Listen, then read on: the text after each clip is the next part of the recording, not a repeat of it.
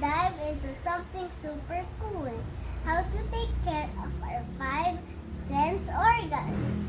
Our sense helps us experience the world. So let's make sure you're in tip-top shapes. Ready? Let's go! First up, sight. Our eyes help us see everything around us. To keep them healthy, try these tips. Wear sunglasses to protect your eyes from the bright sunlight. They're not just cool, they keep your eyes safe. Do not strain your eyes. Use gadget or computer for a short period of time. Close your eyes for a few seconds to rest them. It's good for your eyes. Read books in a bright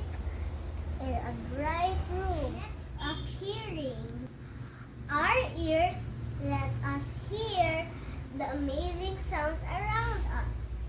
To keep your hearing sharp, you have to protect your ears. Avoid listening to loud music. Keep your ears clean. Use clean cotton buds to gently remove dirt in your ears. Clean your ears with a clean cotton bud, but if you cannot, ask an adult to help you. Now let's talk about smell.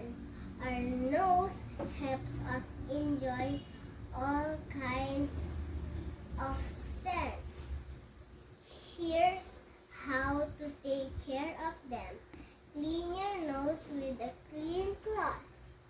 Don't put small things in your nose. To taste, our taste buds let us enjoy delicious flavors.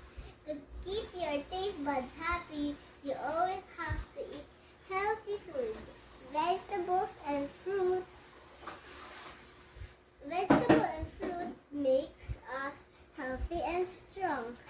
Brush your teeth every after meal.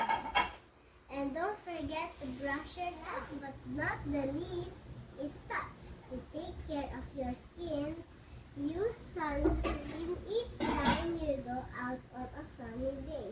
You can also use an umbrella or a hat. You can also use a hat if the sun is too hot. Keep your skin clean by taking a bath every day. And Frequently. wash your hands. Okay, that's it. Bye everyone. By taking care of our sense, we get to enjoy all the wonderful things around us. See you next time. Bye.